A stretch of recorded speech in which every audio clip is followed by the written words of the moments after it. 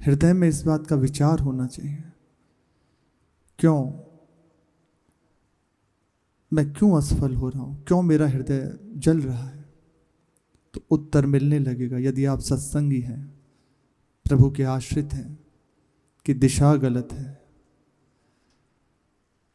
मनुष्य, श्री जयदयाल जी महाराज कह रहे हैं कि मनुष्य का मन प्रायः हर समय सांसारिक पदार्थों का चिंतन और जो आई हुई क्लेश है, हृदय में दुख है, उससे हटने के लिए करता रहता है। सांसारिक पदार्थों को पाने के लिए करता रहता है, तो दुख हटे कैसे? हट ही नहीं सकता। हृदय की अशांति खत्म कैसे हो? और ऐसा करके वो निरंतर बस अपने समय को व्यर्थ करता रहता है। पूज्य श्री जयदयाल जी महाराज कह रहे हैं कि संसार के चिंतन में, संसारी वस्तु को, पदार्थों को इकट्ठे करने में अपने समय को व्यर्थ करता रहता है। अब हृदय की अशांति इससे केवल बढ़ेगी, कभी नष्ट नहीं हो सकती। तो दिशा गलत है, प्रयास भी गलत है। और ये मनुष्य जन्म बड़ा ही अमूल्य है, और ये बात हम जान नहीं पा रहे, बिना मतलब इसे नष्ट किए दे रहे हैं। इसलिए मैं सबसे प्रार्थना करता हूं, अब इन महापुरुषों को क्या पड़ी है, लेकिन दूसरों के दुख से दुखी होते हैं। बस एक ही इन महापुरुषों के हृदय में, इन संतों के हृदय में कष्ट होता है कि जीव परम सुखी हो जाए, इसकी अशांति नष्ट हो जाए, ये आनंद में हो जाए, आनंद स्वरूप है, उसको जान जाए, उसका अनुभव कर ले। इतना ही दुख केवल संतों के हृदय में रहता है। वह कह रहे हैं यदि एक बात कर ले तो निश्चित तुम्हारी सारी अशांति, क्लेश, दुख सब नष्ट हो जाएंगे। समय को सार्थक कर दो। एक एक क्षण अब तक जो हुआ ठीक, अब नष्ट मत करो। श्रद्धा और प्रेम पूर्वक प्रभु के नाम का रटन और चिंतन उनका करना प्रारंभ कर दीजिए। सार बात है ये। नित्य निरंतर जिस भाव से प्रेम हृदय में है, बस बटा हुआ है, दिशा गलत हो गई, उसको समेट लीजिए, उसको मोड़ लीजिए और बस निरंतर प्रभु के नाम में लग जाओ, उनके रूप चिंतन में लग जाओ। इस बात से बढ़कर, इनसे बढ़कर आत्मा को, स्वयं को सुख पहुंचाने का कोई भी, अपने हृदय की अशांति, क्लेश को खत्म करने का कोई उपाय नहीं। महापुरुषों ने इस श्लोक में लिखा हुआ है एक, अविस्मृति कृष्ण पदारविंदयो, इसी बात को इस श्लोक में कह रहे हैं। क्षीरोत्य भद्राणि समम तनोति च सत्वस्य शुद्धिम परमात्म भक्तिम ज्ञानम च विज्ञान विराग युक्तम। जो बात आप बहुत प्रयत्न करके पाना चाहते हो लेकिन फिर भी नहीं प्राप्त हो रही, बस इतना कर लो, बिना प्रयास के पा जाओगे। श्री हरि के चरणों को, भगवान श्री कृष्ण के चरण कमलों की अविचल स्मृति, अखंड स्मृति समस्त पाप ताप, सारे अमंगलों को नष्ट कर देगी। ये बहुत दुर्लभ बात है, बहुत दुर्लभ बात है। कोई प्रयास नहीं करना, केवल प्रभु के होकर उनकी स्मृति में लग जाइए, सारे अशुभ अमंगल नष्ट हो जाएंगे, सारे पाप ताप नष्ट हो जाएंगे, परम शांति का विस्तार हो जाएगा। जो हृदय अशांत है, जिसकी खोज कर रहा है, वह प्राप्त हो जाएगी। उसी के द्वारा अंतकरण शुद्ध हो जाता है। एक ही साधे सब सदे, समस्त पाप ताप नष्ट हो जाएंगे, सारे अमंगल नष्ट हो जाएंगे। इन्हीं में तो फंसे हुए हैं। परम शांति हृदय में हो जाएगी, अंतःकरण विशुद्ध हो जाएगा, भगवान की भक्ति प्राप्त हो जाएगी, प्रेममयी सेवा, उनकी समीपता प्राप्त हो जाएगी। परम वैराग्य करना नहीं पड़ेगा। जो सच्चा है वह हृदय में जागृत हो जाएगा। प्रभु कृपा करके आपके हृदय में आपका ज्ञान प्रकट कर देंगे। केवल प्रभु के चरणों की स्मृति। शास्त्रों में वर्णन है, यह तो अविचल निरंतर स्मृति के लिए कह रहे हैं, अखंड स्मृति की हो रही है। जो है ये तो बड़े भाग्यशाली हैं जिनके हृदय की रति इधर हो रही है कि बस अब अखंड स्मृति की ओर जिनकी वृत्ति हो रही है। और जिनकी हृदय की स्थिति है उनके लिए कहना क्या। शास्त्रों में वर्णन है, एक बार बस मानसिक, जैसे सुना श्री ठाकुर जी, श्री प्रिया जी, ऐसा विचार हुआ। अब उनके रूप का वर्णन हो रहा है, ऐसे केश हैं, ऐसे नेत्र हैं, ऐसे सुंदर नासिकाएं, ऐसे अधर पल्लव हैं, ऐसे प्रभु की ग्रीवा है, ऐसा वक्षस्थल है, ऐसी अजान बाहुएं हैं। अभी देखिए मानस पे आ रहा है ना, ऐसी कटी है, ऐसी त्रिभंग मुद्रे, त्रिभंग ललित खड़े हुए हैं, एक चरण दूसरे चरण पर चढ़ा हुआ है, अद्भुत शोभा अरुण चरण है। अब ये मानस में आ गए। इसकी स्मृति केवल एक बार भावनात्मक जितनी हृदय में बन रही है, जैसी आ रही है, उसके समस्त पाप नष्ट हो जाएंगे, उसका पुनर्जन्म नष्ट हो जाएगा, पुनर्जन्म नहीं होगा और परम पद का अधिकारी हो गया। एक बार श्री गर्गाचार्य जी के वचन है, जिस समय प्रभु के लिए पधारते हैं नामकरण के लिए, उस समय उनके वचन है कि यदि एक बार केवल प्रभु के ये सुंदर स्मृति को जिसने कर लिया, एक बार जिन्होंने, उसके बाद भूल गया, तो उसके सारे जो भी भटकने के लिए कर्म तैयार हैं सब नष्ट हो जाएंगे। उसको भटकाने के लिए तैयार है ना, कर्म हावी हैं, सब नष्ट हो जाएंगे और प्रभु की ओर बढ़ता चला जाएगा। इसलिए सहज में ये प्रभु विराजमान है, श्री राधा रमण जी के रूप में, राधा वल्लभ जी के रूप में, बिहारी जी के रूप में, अनेकों ठाकुर के रूप में हमारे लिए विराजमान है। जैसी बने आपका चित्त यदि खिंच रहा है, आपके हृदय में आसक्ति बढ़ रही, तो आप बिना प्रयास के खड़े बैठे आपको दिखाई देगा, एक मानस पे वो झांकी चलती रहेगी। ये बहुत अद्भुत बात है, बहुत अद्भुत बात है। बार बार इसलिए कह रहे हैं कि कोई कोई बात ऐसी होती है कि अंदर हृदय को छू जाती है। एक बार की इस एक बात में समस्त बातें हैं। कह रहे हैं प्रभु की स्मृति, सारे पाप ताप, इसी में तो परेशान है हम, इसी को तो ठीक करने के लिए हम रात दिन लगे हुए हैं। अमंगलों को नष्ट करने के लिए जंतुर बंधवाने की जरूरत नहीं है, तटके और टोटके आदि कराने की जरूरत नहीं है। हृदय को शांति करना चाहते हैं, हृदय शीतल रहे, शांत रहे, एक सहज आनंद बना रहे, यही तो चाहते हैं। अंतःकरण विशुद्ध हो जाए, उपासना में जब चलते तो होता है, अंतःकरण विशुद्ध हो, कोई भी ये विपरीत वृत्तियां ना आए, कोई भी विकार आदि ना रहे, शांत, प्रभु की स्मृति सतत बनी रहे, ये होता है। प्रभु के चरणों की प्रीति प्राप्त हो जाए, अविचल भक्ति, निर्भरा भक्ति प्राप्त हो जाए, हृदय में दृढ़ वैराग्य हो, बस कोई भी विषय हमें स्पर्श न कर सके, आंतरिक और बाह्य भी, बिल्कुल राग रहित, और अपना ज्ञान, स्वरूप का ज्ञान ये हो जाए। ये सब केवल भगवत की स्मृति के, प्रभु के चरणों की स्मृति से हो जाएगा। जैसे बने निरंतर स्मृति की ओर बढ़ जाए, ये महान मंगलमय। उसके लिए प्रारंभ में जैसे आप करें नाम, बहुत जल्दी ये बल्लाद खींच लेगा, चित्त को घसीट के प्रभु के चरणों में अर्पित कर देगा, प्रभु को खींचकर आपके चित्त में समाहित कर देगा। बहुत सामर्थ्यशाली नाम है।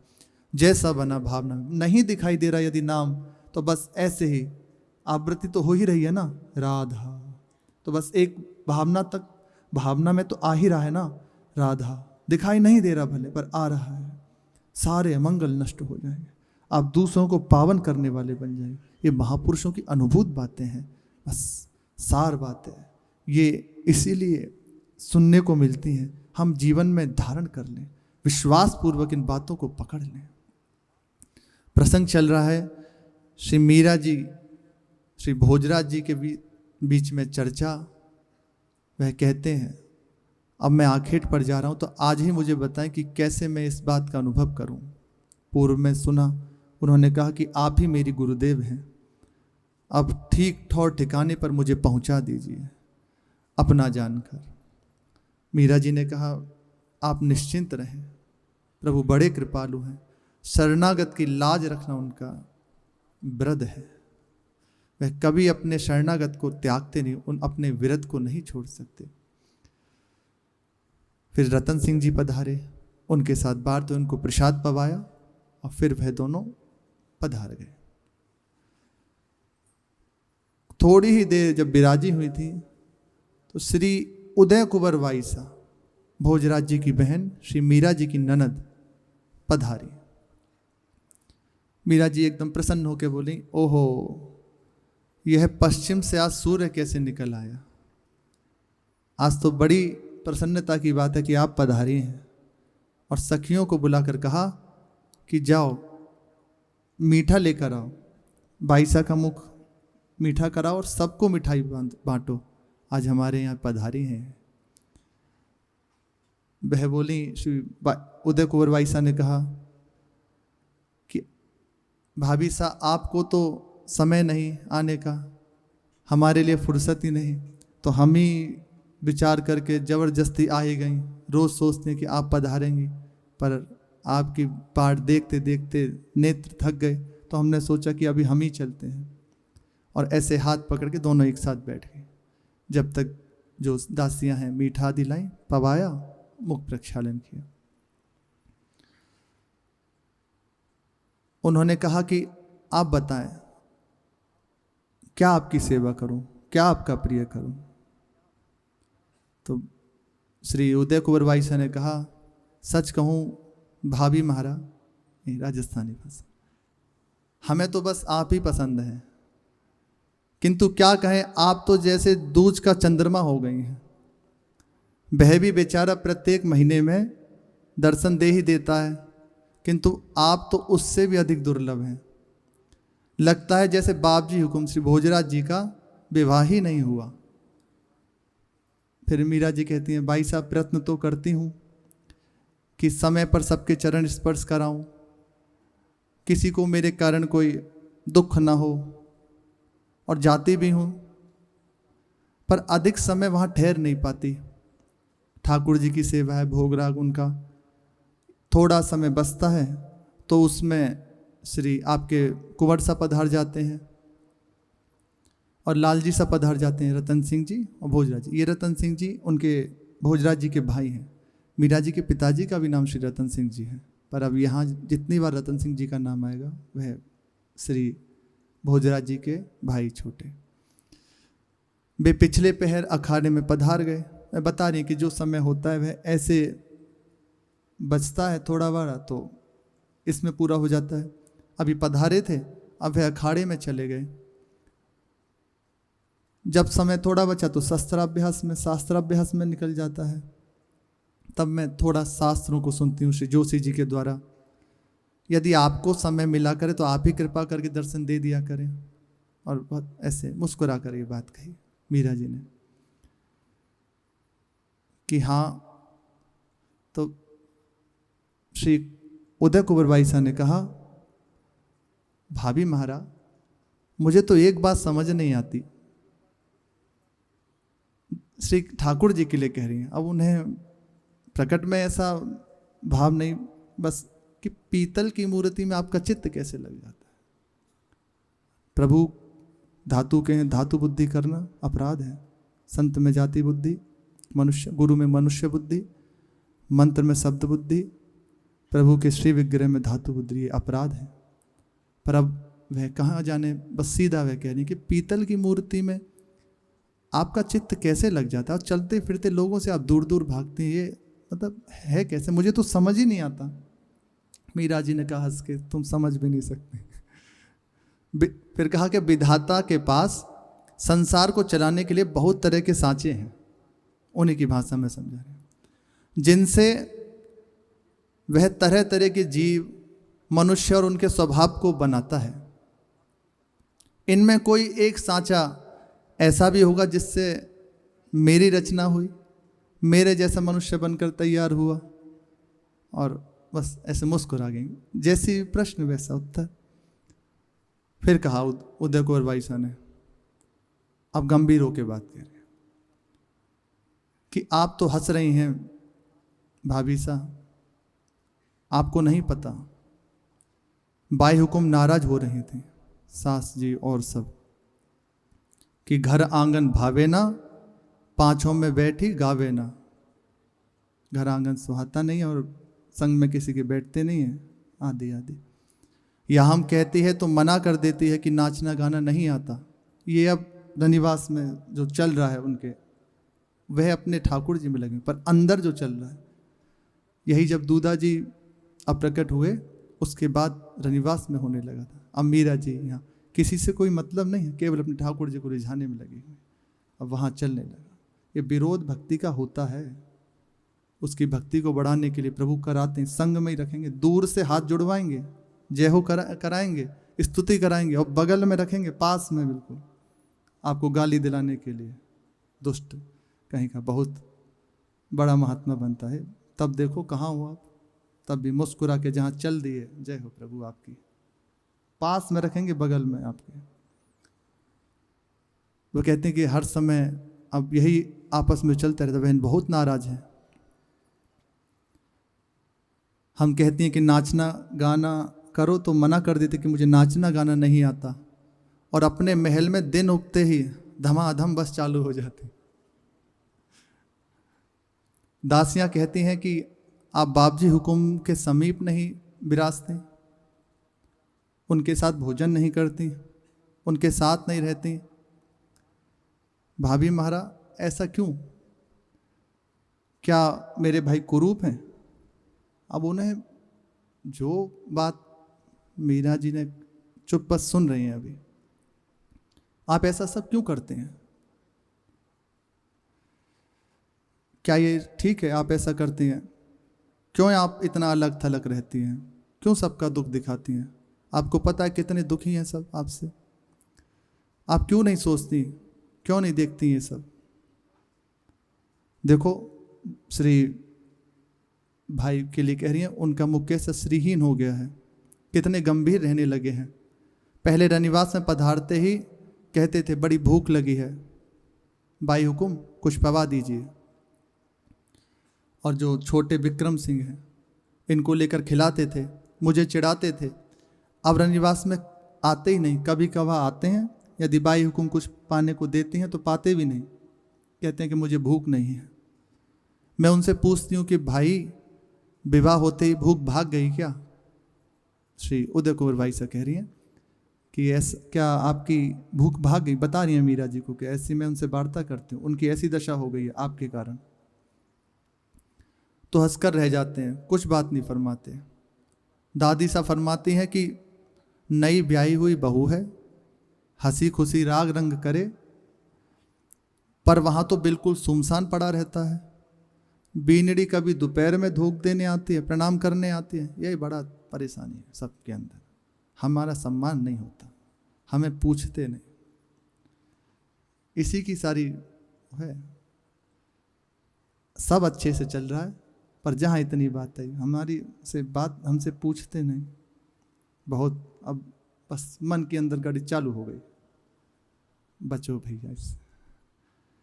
कहते हैं कि धोख देने आती है, कभी नहीं आती, कभी कभार तो देखती रहती तो भी नहीं आती। अब अंदर ही है, बस वे कहती चली जा रही हैं, मीरा जी चुप होकर सुन रही हैं। बस बताओ भाभी साहब ऐसा क्यों करती हैं? आप इतनी पढ़ी लिखी हैं, इतना ज्ञान है आपको, क्या बड़े बूढ़ों का हृदय दुखाना, उनका आशीर्वाद जरूरी नहीं है?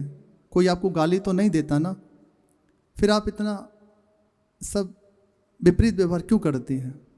गुरुजनों की नाराज़ी अच्छी है क्या? क्या कभी खुशी हो सकती है गुरुजन नाराज हो तो? अब ये बातें सुनकर लगेगा कि बिल्कुल सही बातें ये तो है ना, इतना मतलब समाज की बात एकदम बिल्कुल सत्य, अगर ये ना हो तो जीवन बर्बाद है। अब इसी के उत्तर में मीरा जी कह रही हैं कि भाई साहब आपकी बात सर्व साची है, मैं आपकी बात को कुछ गलत नहीं कह रही, बिल्कुल ठीक बात है, किंतु अब आई बात अपनी। ये बात समाज की है, मेरे परिवार के ये है, लेकिन आप जिस मार्ग में चल रहे हैं, जो आपका मार्ग है, उसमें ये बात आनी पड़ेगी आपको कभी कभी तो मुझे चेत ही नहीं रहता। ये मीरा जी की स्थिति है। मैं इसमें कुछ नहीं कर सकती, मुझे बिल्कुल कभी कभी चेत नहीं रहता। इससे वहाँ हाजिर होने में विलंब हो जाता है। और रही बात राग रंग की, तो मुझे जैसे सुहाता वैसे मैं राग रंग करती हूँ अपने लिए, और ठाकुर जी को प्रसन्न करने के लिए वही करती हूँ जिससे प्रभु प्रसन्न हो। मैंने आपके दादू साहब से पहले ही अर्ज कर दी है कि आप दूसरा विवाह कर लीजिए। आपसे भी अर्ज कर रही हूँ कि अन्नदाता हुकुम से निवेदन करा दें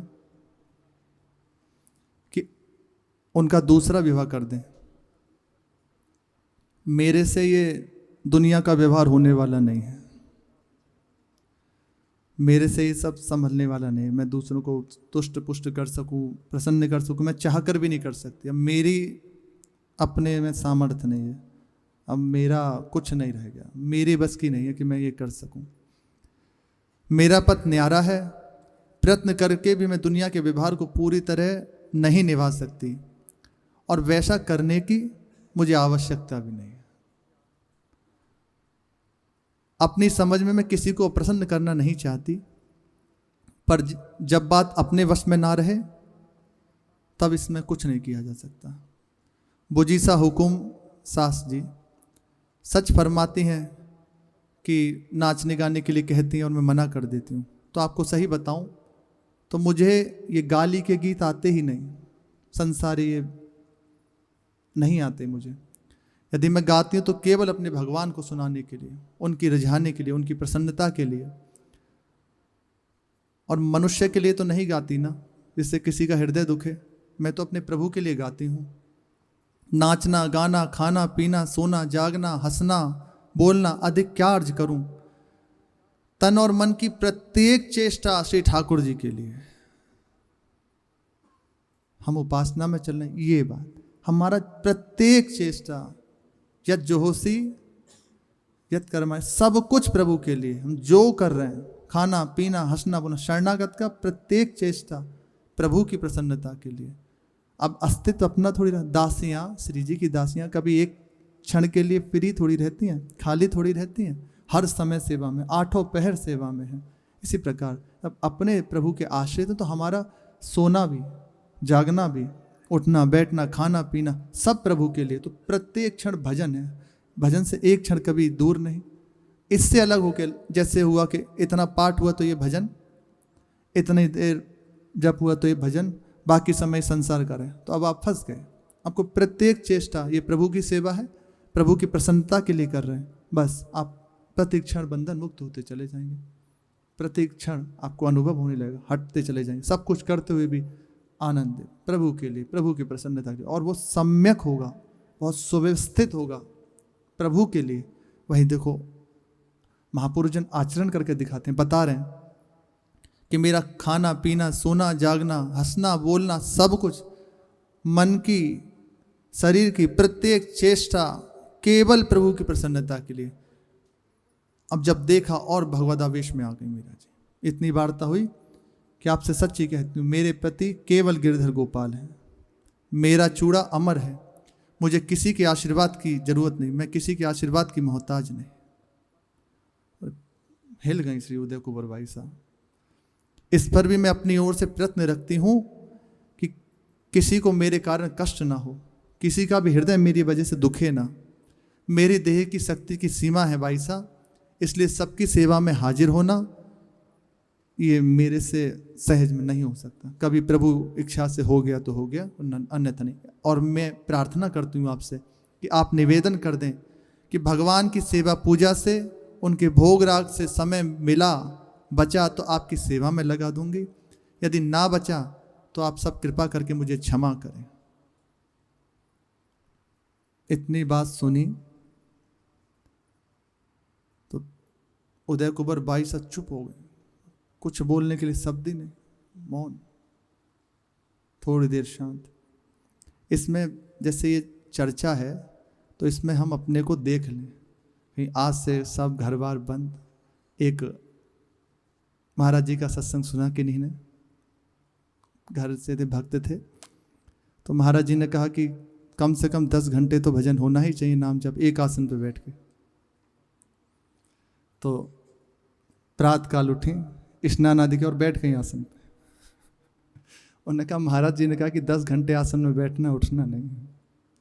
तो फोन आया या वे आए, जो भी, हमें ऐसे पता नहीं।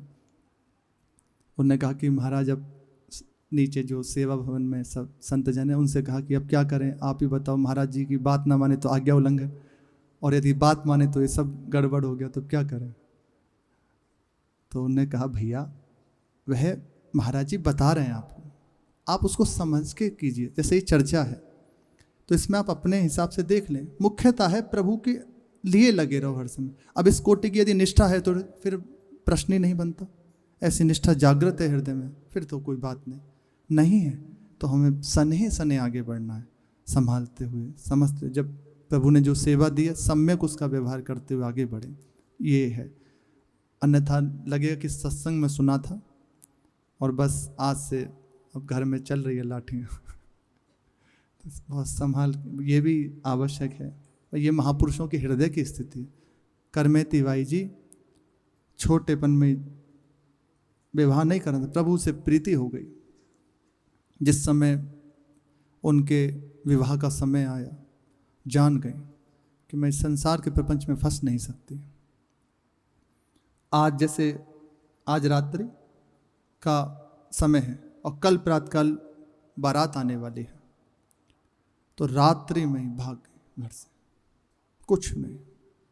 पिताजी थे ही बहुत धनाढ्य थे, व्यास जी थे, हाँ, उन्हीं की कृपा से, सत्संग के श्रवण से, कथा से उनको प्रभु से प्रीति हो गई। बस कथा के श्रवण से सुना और आके बस वृंदावन की ओर भागते हुए 3 दिन तक उन्होंने देखा कि पीछे से घुड़सवार आ रहे हैं हमें पकड़ने के लिए, पकड़ के ले जाएंगे, कैसे बचूं। तो रास्ते में एक ऊंट मरा पड़ा था, भयंकर दुर्गंध उसकी। जितना उसे पा लिया, जो मांस भक्षी पक्षी होते उन्होंने पाया, बाकी पड़ा हुआ। 3 दिन तक उसके अंदर बैठे। ये कल्पना से परे, विचार शून्य है। ऐसी दुर्गंध जहाँ मतलब एक क्षण के लिए वह दुर्गंध से ही नहीं आए, घुड़सवार जो थे उसकी दुर्गंध से चले गए दूर, और 3 दिन तक उसमें बैठी रही। ये केवल प्रभु की सामर्थ्य। आके देखो यहाँ ब्रह्मकुंड पे विराजमान हुए, उस कोटि की स्थिति।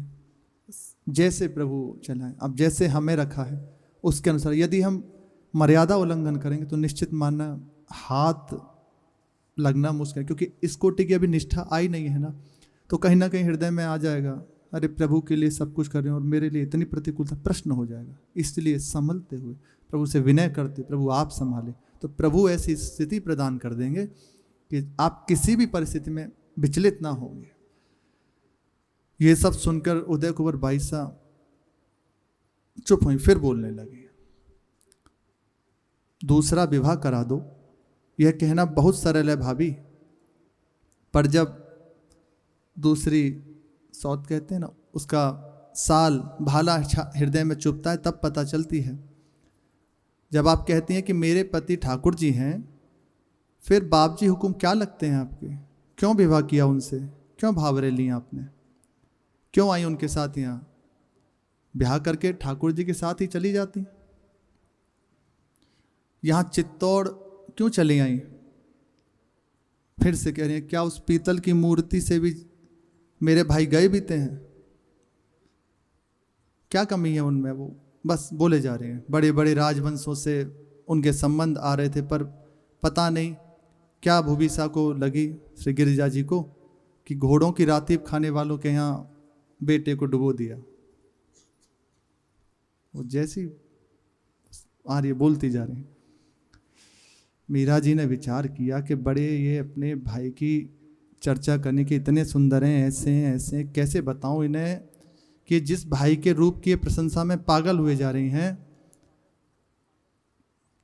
इन्हें कैसे बताऊं कि श्याम सुंदर के रूप सागर की एक बूंद से यह सारा त्रिभुवन सौंदर्यवान है।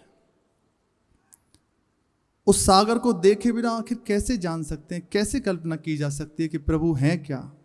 कितने सुंदर हैं, कैसे उनको जान सकते हो। अब ये बात इनको कैसे बताऊं, इतना कहते कहते मीरा जी चेतना शून्य होने लगे। बस विचार हुआ ना वो सामने प्रभु, जसुता के अजीर विराज मनमोहन जो, अंगरज लागे छवि छाजे सुरपाल की, छोटे छोटे आछे पग घुंघरू घूमत घने, जाते चित्त हित लागे शोभा जाल की, आछी बतियाँ सुनावे छिन छाड़ी वो ना भावे, छाती सो छपावे लागे छोहवा दयाल की, हेरी ब्रजनारी हारी बारी फेरी डारी, सब आलम बलैया ली जैसे नंदलाल की। अद्भुत शोभा का वर्णन श्री रसखान जी कहते हैं, खंजन नैन फसे पिंजरा छवि, नाही रहे थिर कैसे हुमाई, छूटी गई कुल कानी सखी, रस खानी लखी मिस कानी सुहाई, चित्र कड़े से रहे मेरे नैन, न बैन कड़े मुख दीनी दुहाई, कैसी करूं जिन जाव अली, सब बोली उठे यह बावरियाई। अद्भुत शोभा संपन्न प्रभु, इनको कैसे बताऊं है क्या प्रभु। त्रिभुवन कमलम तमाल वर्णम रविकर गौरम, अद्भुत महिमा है। लाल की रूप माधुरी नैनन निरख नय कु सकी, मन सिज मन हरन हास सांवरो सुकुमार राशि, नख सिख अंग अंगन उमगी सौभग सीव नगी। अद्भुत शोभा। ऐसा विचार करते करते मीरा जी की चेतना लुप्त होने लगी। यह देखकर उदय कुंवर बाई सा घबरा गई और ऐसे उनका सर अपनी गोद में लेकर कहने कि क्या हुआ भाभी, आप ये क्या हो गया। तो उनकी दासियां ऐसे दौड़ती हुई आईं और कहा कि घबराइए मत, चिंता मत कीजिए। जब प्रभु इनके नेत्रों के सामने पधारते हैं उस समय इनके ऐसी दशा हो जाती है, थोड़ी देर में ठीक हो जाएंगे। और आपस में कीर्तन करने लगे। जहाँ कीर्तन हुआ थोड़ी देर कीर्तन हो ही रहा था, श्री उदय कुंवर बाई सा उठी और चली गई। मीरा जी को चेतना हुई, अपना श्री ठाकुर जी के सामने तानपुरा लेके बैठ गए। बस किसी से कुछ नहीं, किसी को कुछ नहीं बताना, मुझे किसी को प्रमाण नहीं देना, बस ये है हृदय में दृढ़ता, हमें किसी को प्रमाण नहीं देना। अब चाहे कोई स्तुति करे चाहे कोई निंदा करे, मान लिया मेरे प्रभु मैं प्रभु का। होगा घोर प्रतिकूलता भी आएगी, आपको लगेगा कि ऐसा क्यों, मैं तो भक्ति कर रहा हूँ फिर ये सब क्यों, मैं तो प्रभु के लिए चल रहा हूँ फिर ये सब क्यों। इसलिए जहाँ जहाँ राग है ना सब नष्ट करके एकमात्र श्यामा श्याम के चरणों में रहती, आपको बढ़ाने के लिए। मीरा जी कहती हैं गोविंदा गिरधारी,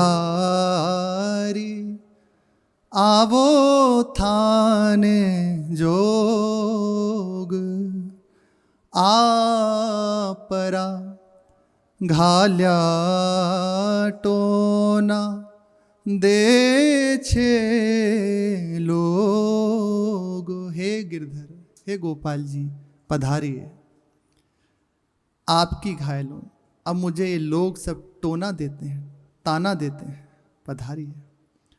सावन आवन कह गया जी, कर गया कोल अनेक, गिनता गिनता घिस गई म्हारी आंगलियारी रेख, आपरा घाल्या टोना दे छे लोग।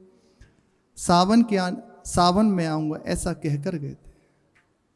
उसी के इंतजार में मैं हूँ निरंतर, कब आएगा सावन देख रही हूँ। और इसी इंतजार में कह रही हैं कि गिनता गिनता घिस गई मारी आंगुल यारी रेख, दिनों को गिनते गिनते मेरी उंगली की रेख घिस गई, पर आज भी नहीं पधारे। पधारिए आपके इस घायल को, आपके विरह से इस दग्ध को ये सब जन टोना देते हैं, ताना देते हैं। पधारिए।